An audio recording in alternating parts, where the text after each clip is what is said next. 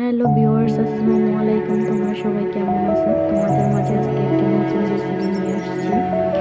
দেশি মুরগির সাথে আলু দিয়ে রান্না হবে এবং পাতলা করে ঝোল রাখা হবে।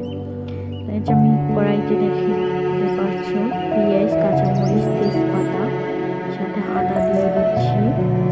এখন আমি একটু হলুদের গুঁড়ো এবং মরিচের গুঁড়ো দিয়ে দেব। হলুদের গুঁড়ো দিয়ে দিয়েছি, মরিচের গুঁড়ো দিয়ে দিচ্ছি, সাথে লবণ দিয়েছি। এখন আমি এটাকে ভালো করে কষিয়ে নিচ্ছি।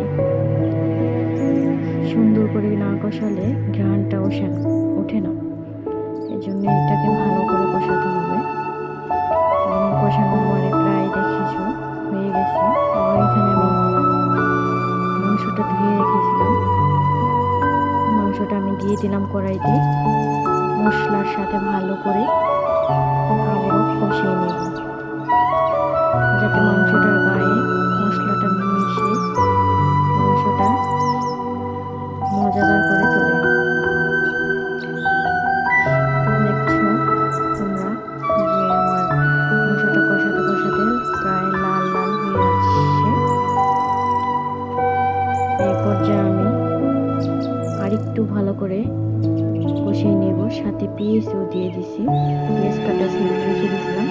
এই পেঁয়াজটা দিলে আর কি খুব মজা হয়, ঘ্রাণ হয়। এখানে আমি আলু কেটে রেখেছি ধুয়ে। এখন আমি আলুগুলো দিয়ে দেব। আলু একটু বেশি দিয়েছি, কারণ আমার একটু আলু খেতে খুব পছন্দ, কষানো আলু।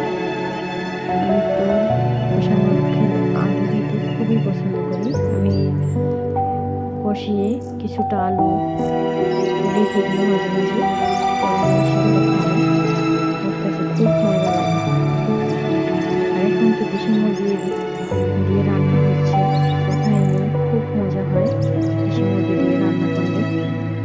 এই যে আমার দেখো কষানো প্রায় হয়ে আসছে, কি সুন্দর কালার চলে আসছে টকটকে। এখন আমি একটা পানি দিয়ে দিচ্ছি, একটু বেশি করে একটু পানি দিয়ে দিব, কারণ এটা জাল করতে যেন ঝোলটা সে অর্ধেক টেনে না যায়, যেমন বেশি করে আমি জল দিয়েছি। পানিটা আস্তে আস্তে জাল করে নেব, তাহলে ঘন হয়ে আসবে। ঝোলটা একটু ঘন ঘন হবে। এই দেখো প্রায় রান্নার শেষ পর্যায়ে। তোমরা চাইলে এভাবে খেতে পারো।